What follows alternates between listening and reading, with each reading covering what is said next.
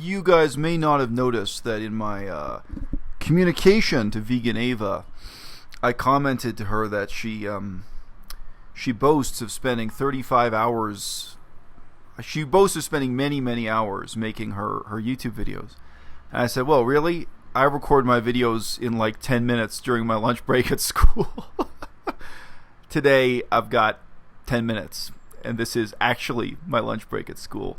Mod Vegan just put up a video discussing the question of whether or not vegetarianism and veganism are supported by the Christian Bible in any way. It's a question that's been asked and answered many, many times. Christians, Jews, Muslims. I have actually a couple devout Muslims within my Patreon channel. Muslims who are very interested in trying to promote veganism within the Muslim-dominated world. You guys may or may not have heard that I was formerly a scholar of Buddhism, and of the sort of most austere, most orthodox form of Buddhism, Theravada Buddhism, and the most clearly textual-based aspect of that tradition. So the aspect of Buddhist tradition that really cares about the Buddhist Bible, the ancient written canon that defines what Buddhism was supposed to be, or that used to define it in the ancient world.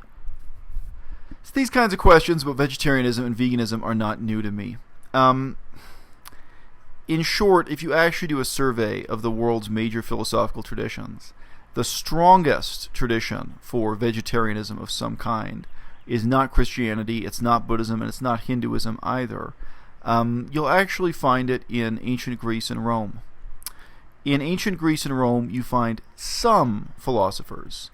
This is pre-Christian, pagan, ancient Greece and Rome. You find some philosophers arguing for vegetarianism on genuinely ethical grounds, and you find others arguing for it on supernatural grounds, superstitious grounds, you might say.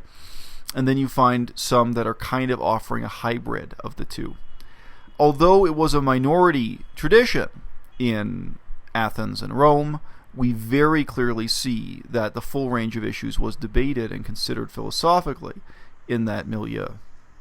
The basis for vegetarianism and veganism in Buddhism is, in a word, ersatz.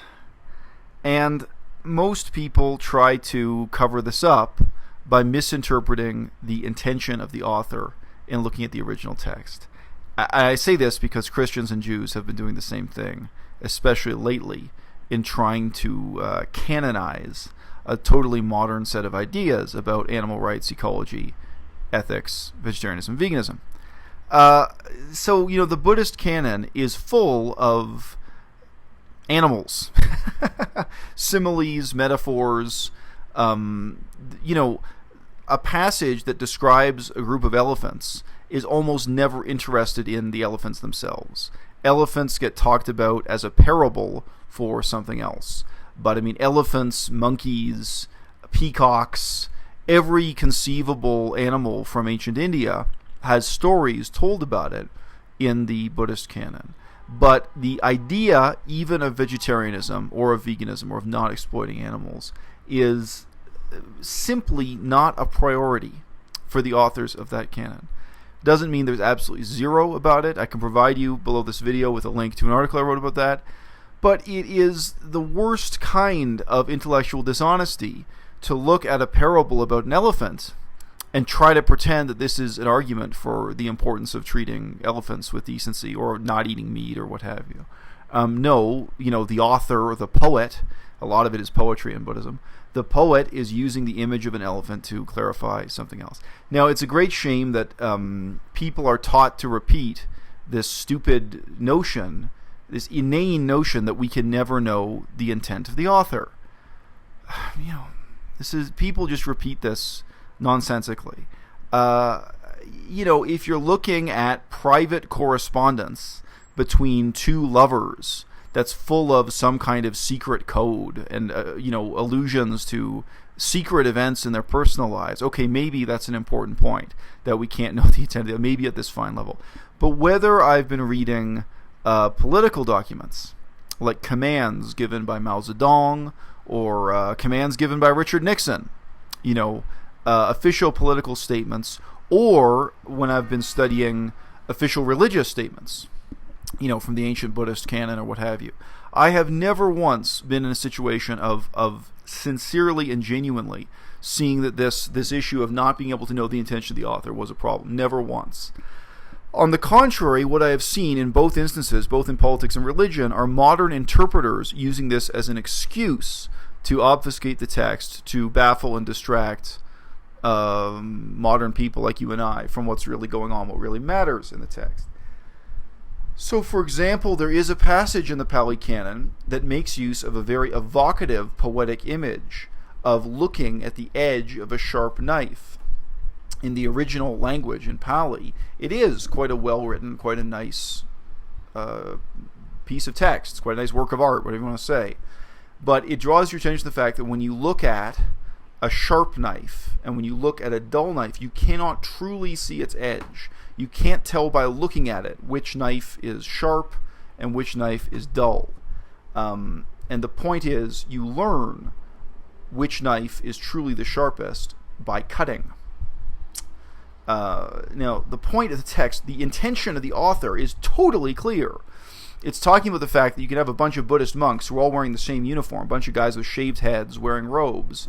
You can't tell who's a good monk and who's a bad monk just by looking at them. Who has really accomplished the discipline? Who's truly a disciplined monk, or who's truly an enlightened monk, whatever you want to say.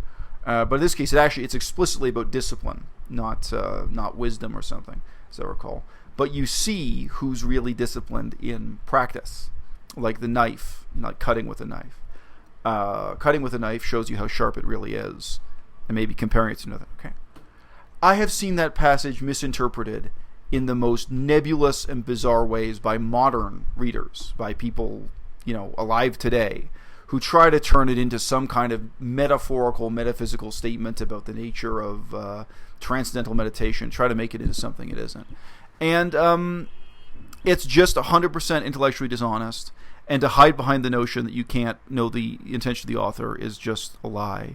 And of course, I've seen that with people making excuses for communism, who look at a piece of text from Mao Zedong or Joseph Stalin, and who pretend, we're never going to know what this really meant. I mean, sometimes you're talking about a piece of paper that says, yes, kill all these people. Yes, this is the policy, is to liquidate or eliminate these people. And no, I mean, this is not a poetic image. This is not private correspondence talking about something confusing. These are not the issues. Now, it is no surprise that lifted up by the wings of faith and self-righteousness, so many people would like to reinterpret Christianity and reinterpret Judaism, I've already mentioned Buddhism, as being fundamentally pro-vegetarian. Actually, the strongest case, the gap that's easiest to close to, I've mentioned this many times on my channel, the huge advantage here really goes to the Hindus. Hindus and Jains, in theory, could get their act together and become vegan, although historically they're not really vegan, but they could make that step very easily. So look, in a word, yes, I think these approaches are bullshit, even if they're well-intentioned. But they've also so far been failures. And I think what we really have to worry about as vegans is what happens if one of these is successful. Like, this may sound bizarre, but what if there's a schism within the Catholic Church in Ireland, and 10% of all the Catholic churches in Ireland declare themselves members of the new Reformed Catholic Church that, among other things, is vegan? Like, this is how they changed Catholicism.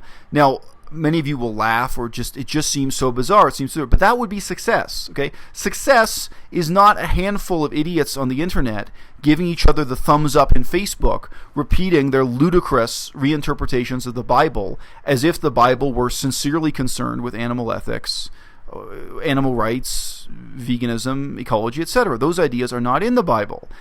And you can forcibly misinterpret those texts as if those authors were really sincerely concerned with that. Because, of course, the image of an ox in the field is there. There are all kinds of images involving animals.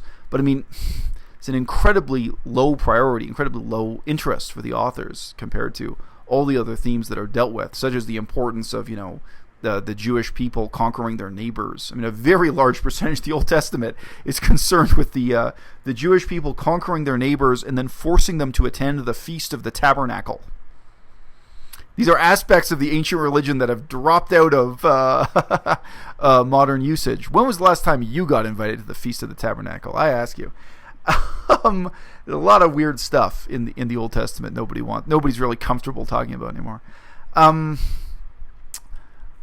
Look, as easy as it is to poke fun at these efforts, I think the bigger question we have to ask is, what condition will secular veganism be in if or when one of these groups succeeds? Already, the Supreme Master Qinghai group has been massively successful. So the Church of Supreme Master Qinghai is a new religion that owns the world's largest chain of vegan restaurants. And those restaurants are staffed primarily by volunteers, because those volunteers are told to have the magical belief in karmic rewards for their working at the restaurant. So they're going to be reincarnated at a better level of heaven. She teaches about plural heavens. You can level up by volunteering to work for free at her restaurants. If you don't have enough money, they can pay you, but then you get less karma. And believe me, the math is precise. She tells you exactly how many karma points you get for each deed. You can Google this, Supreme Master Qinghai, and many of you have eaten in those restaurants without being aware that it is operated by a new religious group in this way. But look, they've had tremendous success despite several strategic disadvantages compared to, say, the Catholic Church in Ireland. If the Catholic Church in Ireland actually had that schism, that would be a huge change in the world. If there were a reformed group within Hinduism or Buddhism, which are much more likely than Catholicism to do it, that really came out and said, okay, we're a reformation within this religion, and among other things, we're going to get rid of the ambiguity. We're going to say, look, it doesn't matter what the ancient texts say. Here's our modern dictum, is that veganism is the solution for right now. What happens then? You might have pie in the sky. You might have high hopes for this. But for me, actually, I see it as a challenge that currently we're very ill-prepared to deal with. Currently, the state of secular veganism as a political movement, veganism simply as a non-religious, animal rights, ecology, ethics-based movement, is so weak that actually that probably would be a challenge we could not cope with. So my hope is that before any major religious group starts co-opting veganism in a powerful way, because already happened on a small scale with Supreme Master Qinghai, it really has. Believe me, go to Taiwan, you'll see the power and influence that religion has. It's tremendous. Before that happens, I hope the rest of us get our act together, so we are neither co-opted by nor discredited by some new religious movement or some cult that could very easily have a higher level of organization and a higher level of credence than we ourselves now have.